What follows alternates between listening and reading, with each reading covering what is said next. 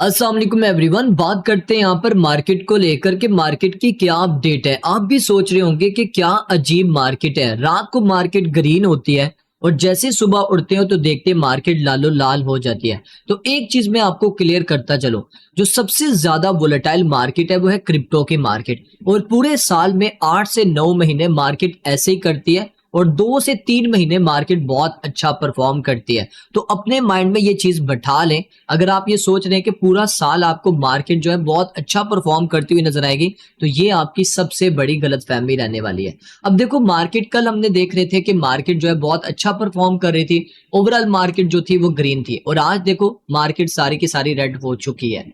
और जो कॉइन कल रेड थे वो आज ग्रीन हो चुके हैं। और ये मैं आपको पहले भी बता चुका हूं कि मार्केट में ऐसा होता है कि जब सारी मार्केट ग्रीन होती है और जो कॉइन पंप नहीं हो रहे होते उनमें पैसा निकल रहा होता है और दूसरे कॉइन्स में जा रहा होता है। और जब सारे कॉइन डंप कर रहे होते हैं और जो पहले कॉइन जो है वो डंप हो रहे होते हैं, उन कॉइन से पैसा निकलकर उनमें जाता है। और अभी के टाइम में ऐसा ही हो रहा है, स्पेशली आर्ट्स कॉइन में रोटेशन हो रही है। नया पैसा मार्केट में भी आ नहीं रहा, रिटेलर भी उस हिसाब से इन्वेस्टमेंट नहीं कर रहा और ना ही वेंचर कैपिटल और स्मार्ट मनी अभी उस तरीके का पैसा लगा रही है। तो इस वजह से भी मार्केट के ऊपर हमें थोड़ा बहुत हल्का फुल्का प्रेशर देखने को मिल रहा है। और वैसे भी मार्केट को एक बहाना चाहिए होता है। अब देखो, मार्केट के पास दो बहाने थे।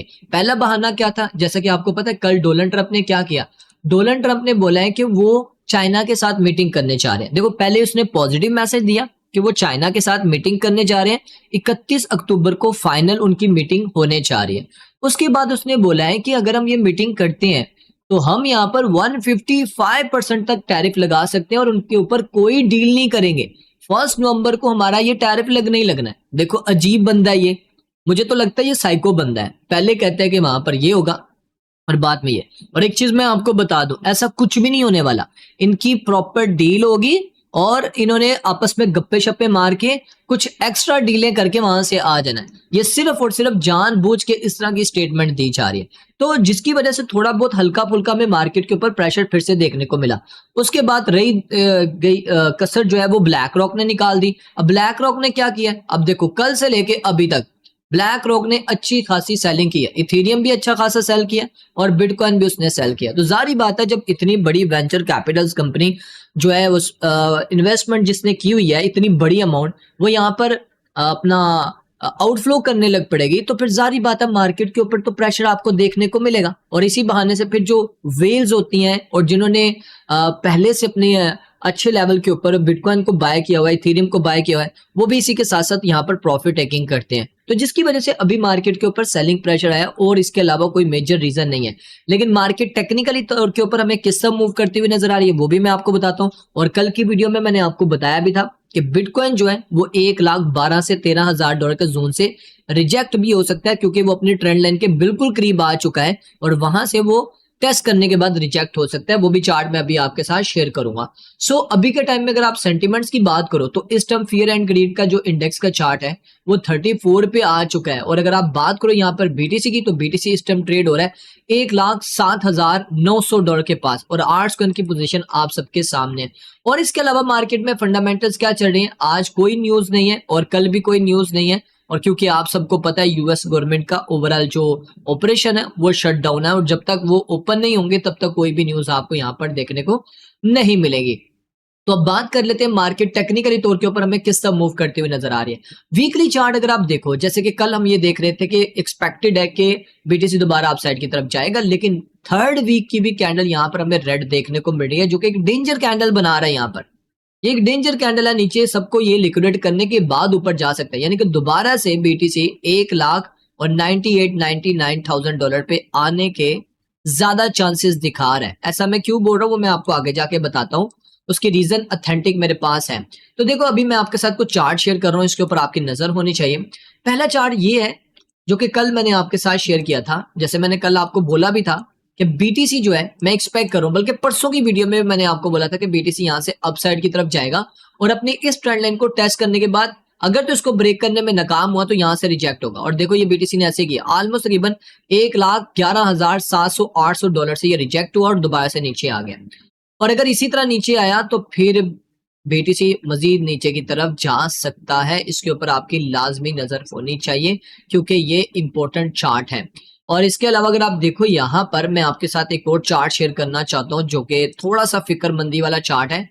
अगर आप इसको यहाँ पर देखो 4 घंटे के टाइम फ्रेम पे देखो, इसी चार्ट के मुताबिक मैं आपको बता देता हूँ यहाँ पर। अगर आप यहाँ पर देखो 4 घंटे के मुताबिक, 4 घंटे पे क्या कर रहा है बीटीसी यहाँ पर। 4 घंटे पे बीटीसी, जैसे यहाँ पर बीटीसी अपना एक हाई लगाया था, ये हाई था बीटीसी का, ये लो था, ठीक है, और उसके बाद ये हाई, फिर उसके बाद ये लो, और उसके बाद ये हाई। अगर हम इसको जस्ट एक बग भी समझते हैं, लोगों का कहना है ये बग है, इसको हम लो के लिए कंसीडर नहीं कर सकते, तो चलो मान लेते हैं कि इसको हम लो कंसीडर नहीं करते, हम लो इसको ही कंसीडर कर लेते हैं। तो इसका मतलब है बीटीसी यहाँ पर फिर अपना लोअर हाई लोअर लो, लोअर हाई लोअर लो बनाने चाह रहा है। और अगर ऐसा होता है तो फिर हमारे पास न्यू लो कहाँ पर आएगा, हमारे पास न्यू जो लो आ रहा है वो ऑलमोस्ट इस जोन में आ रहा है, यानी कि बीटीसी अपना यहाँ पर एक न्यू लो लगा सकता है। तो इसका मतलब स्ट्रक्चर यहाँ पर ब्रेक होने जा रहा है। तो देखो मैंने आपको पहले ही बोला था कि जब तक बीटीसी $1,00,000 के लेवल को ब्रेक करके अपनी वीकली कैंडल नीचे क्लोजिंग नहीं देता, तब तक मैं वन डे कैंडल क्लोजिंग नीचे नहीं देता, तब तक मैं एक्सपेक्ट नहीं करता कि वन डे टाइम फ्रेम के ऊपर इसका स्ट्रक्चर जो है वो बेरिश हो जाएगा। और अगर इसने वीक अपना वन डे कैंडल इसने नीचे क्लोजिंग दे दी और इसने 1 2 3 4 कर दिया, तो फिर चांसेस है बीटीसी अपना डाउन ट्रेंड की तरफ जा रहा है। तो बट मैं अभी एक्सपेक्ट नहीं कर रहा, मैं फिर से आपको बोल रहा हूँ, सिर्फ और सिर्फ एक ट्रैप है जो आप लोगों को फंसाने के लिए यहाँ पर बनाया जा रहा है। तो आपने यहाँ पर फंसना नहीं है, मतलब फंसने से मुराद ये नहीं है कि आप यहाँ पर अपनी बाइंग ना करो, आप यहाँ पर अपनी बाइंग प्लान कर सकते हो। आप अपॉर्चुनिटी को गवा मत लेना, जो आपको अभी एक अपॉर्चुनिटी आपको मिल रही है। बीटीसी अगर नीचे आता है तो आपको फिर से एक बार चांस मिलेगा, क्योंकि आर्ट्स को अभी भी उस लेवल के करेक्शन नहीं की है जितना अभी बीटीसी ने $4-5 हज़ार का डंप किया है। काफी आर्ट्स को अभी भी स्टेबल है, मतलब थोड़ी बहुत करेक्शन हुई है लेकिन उस बनिस्बत नहीं हुई जितनी बीटीसी यहाँ पर अभी $4-5 हज़ार की कर चुका है।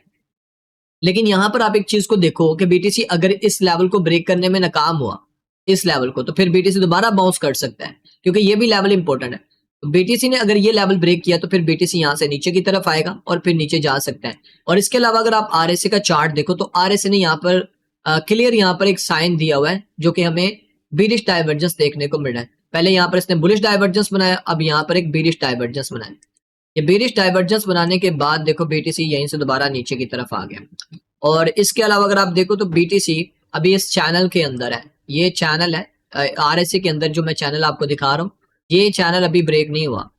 तो ये चैनल अगर ब्रेक होता तो फिर थोड़ा सा खतरनाक है, नहीं तो यहीं से दोबारा इसी चैनल के अंदर से बीटीसी दोबारा बाउंस बैक कर सकता है और बीटीसी दोबारा अप साइड की तरफ जा सकता है, जो कि ये हमारे पास जोन आता है $1,06,000 का।